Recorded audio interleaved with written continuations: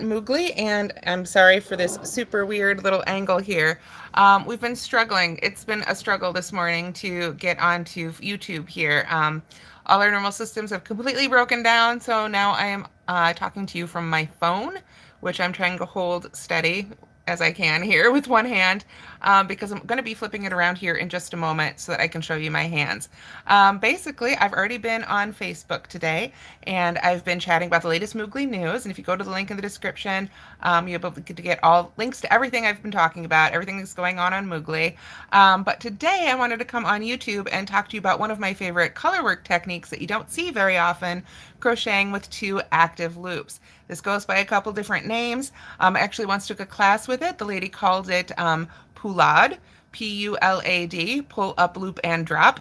I tend to just call it crocheting with 2 active loops, because I know I took the class because I didn't know what Poulade meant. And then lo and behold, I'd already designed patterns in it. So it's just a really fun technique, and I tend to use it for really complicated stitch patterns, but it doesn't have to be complicated. It can create some really simple effects too. So again, sorry for the shaky camera here. Let me try, and I've got my laptop so I can see your comments hopefully here while I get the cameras going. So I'm just gonna scroll down, and yep, there's that handheld close-up. Sorry about that for the thumbnail, guys. All right, let's get that going here and make sure I can see your comments in the chat here. Awesome. All right, there we are. Hi, Tammy, Carrie, Kathy, and Tracy. Okay, so I am going to attempt to flip this camera around here. And there we are. Now you should be able to see my hands. There we go. Hi, everybody. Thanks so much for tuning in. Okay, so we've got my hands up here. So first things first, I'm going to pull up some paper here and a pen and just kind of describe what I'm talking about. Basically, this technique is really helpful when you want to work with 2 colors or more, but specifically when you want to have just one row in one color and then the next row in the next color, because let's talk about what happens when you do that. Let's say you're working with color A. Make sure that's on camera there. Let's see. Can you see that? Yes. Okay. So normally we'll say we're right-handed crocheters, so we're going to crochet in that direction with our color A. Then we would turn and come back with color B in that direction. Okay, now let's say we want to switch back to color A because we want to switch colors every row, but that end of the yarn, the little yarn ball, is at the wrong end. It's not here where we need it to be to pick it up.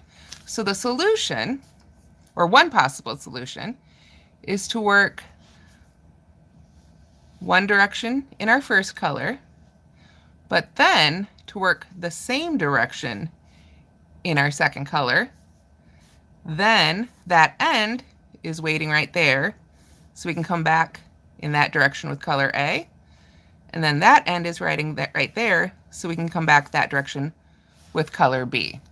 So really we're working one direction for 2 rows, then the other direction for 2 rows. So we only turn after working those color B rows.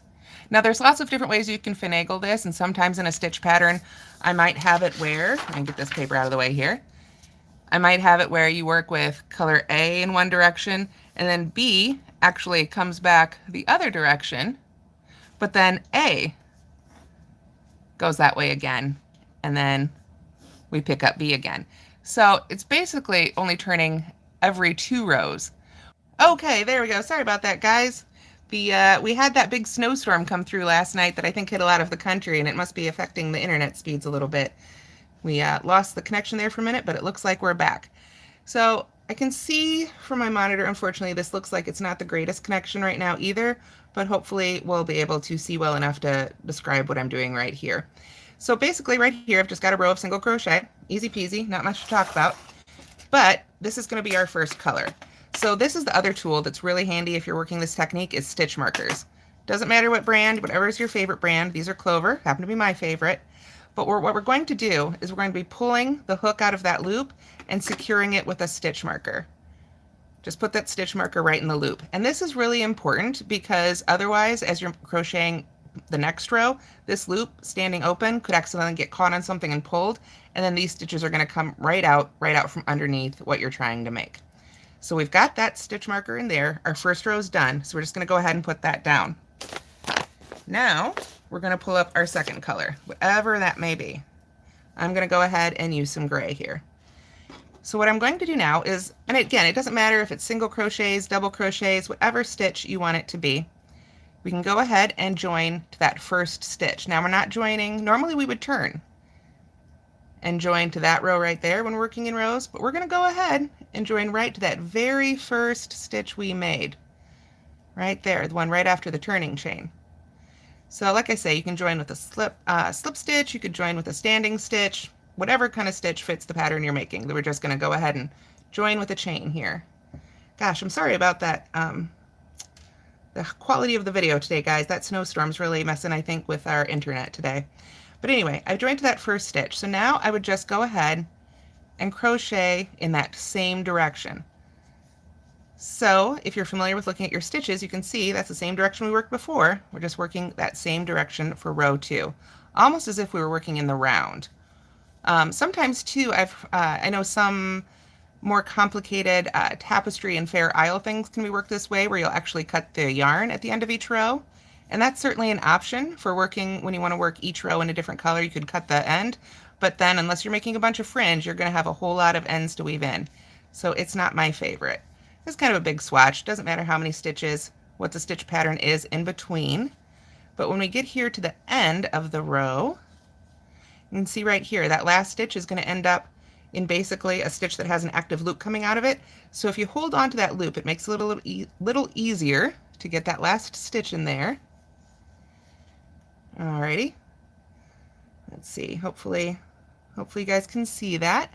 So, oh good, and the video looks good in Canada, good. Maybe you're avoiding the weather, then it's just on my end. All right, so now we've got across here, and we want to switch back to our color blue, right? Our first color. So we're going to do the same thing. We're going to lift up a big loop there and pull out our hook and put a stitch marker in that loop. So now it's secure. So we can put our work down, it'll be safe and secure. So now we're going to go back to that first color. So we'll go ahead and take that stitch marker out and just put our hook right back in that loop. And now we can turn to work back the other direction, but we're going to need a turning chain. So this is where you need to think about how high those stitches in your rows are. Here, I've just been working single crochets because it's easy. It's the most basic stitch to demo with. So normally for a turning chain for a row of single crochet, I would chain 1. So we chain 1, that gets us up to the height of the row we just made. And then if we chain 1 more, that can be like the turning chain for our new row. So now we can turn our work, and how you handle the loop of the other color kind of depends on if you've got a front or a back, what you want the sides to look like rather. But for now, I'm just going to kind of hold it out of the way here and back, and then just go right into that first stitch with my new single crochet. So you can see it's a taller turning chain. We've essentially chained 1 to get past the previous row, and then 1 more to create a turning chain for this row. But then after that, we can just continue to work across in whatever that stitch pattern is, whether it's, you know, fancy cables or lace or whatever it may be. We're now set up to go ahead and single crochet across in the other direction. And like I say, there's lots of different ways you can, you know, adjust the details of this. You can start turning after the first row, or, you know, after the odd numbered rows. You could turn after the even numbered rows. You can just have all sorts of, you know, try different things, how you want to handle the sides. If those stitches are a lot taller, you might want to even slip stitch to the side of a row before you chain a little bit more for the next row. But you can really get creative. It's just yarn and crochet. It's just loops. You can always pull it out if it doesn't work. But you can see there, I've now worked across in that color. So now, I've got my little table here. I'll pull up a little bit more yarn. I will go ahead and pull up that loop again and put a stitch marker in there. And then we can come back to that color, back to the gray. And it's hanging out right here at this end waiting for us. So when we put our hook back in that loop, oops, it's facing the wrong way around. Anytime you put your hook back in a loop that you've removed it from, when you pull down on the tail of the yarn that's attached to your skein, you want the portion of the loop that's in front of your hook to be the one that pulls down into the stitch. Hopefully you can see that there on camera. All right, so once more, I want to chain 1 to get past the previous row since it's single crochets. If these were half double crochets or double crochets, I might chain 2 or 3, whatever I needed to get past that row. And then I'm going to chain 1 more because I'm making a row of single crochet, and that would be my standard turning chain. And then I just come back here and find that first single crochet. So we've got that turning chain of 2 there, find the first stitch, and single crochet across again. So we can just keep doing that, pulling our hook right out of that loop and leaving an active loop there to come back to later, and then we can work 1 row stripes without having to cut the yarn. And you don't have to, you don't have to weave in all those ends. You don't have to, you don't have to try and think too hard about this. You just need to get turning chains tall enough to get past the previous rows. But you can, like I say, you can get really creative with it. And right here, I've just been demoing in a simple single crochet because I wanted to keep the stitch itself simple rather. I didn't want to have the stitches themselves distract from the technique because the technique itself is pretty darn simple. That said, I do tend to use it on some more complicated stitch patterns. So I'm going to pull up the rug that I moved to the other room. Jeff, would you grab that for me? Thanks. Jeff's going to go ahead and grab that for me. But I did make a really recent pattern that we should have a video for out on Thursday that uses this technique. And I used it with a cable pattern because I wanted to create some color interest, but I wanted the cables themselves to only be in one color. So thank you, dear. Here we are. Let's pull this up here on the camera so you can take a closer look. Stitch pattern in the rug. Hi, everybody. Thanks so much for tuning in. So yeah, here we've got the rug. And like I say, this one will have its own video tutorial on Thursday of this week. We've already filmed it. It's just in editing now. But as you can see here, all the cables here on the front of the rug or the top of the rug, however you want to think about it, are all worked in one color. But in order to get a different color there in the background, this is the technique I used by keeping the 2 active loops. So you can see on the back here that it is just basically looks like single crochets. So it's kind of the smooth side. But yeah, that's the technique I used in order to get that color back there, but keep all the cables the same size. I really had to think it through because if I'd used 3 colors, I still would have ended up, with different colors in the cabling. So to keep the cables, which were made on every other row, this is the technique I chose to use. And now, if you're familiar with the Moroccan tile patterns, I have several patterns that use that stitch, or the Neptune's arrow patterns I have that also use a similar stitch.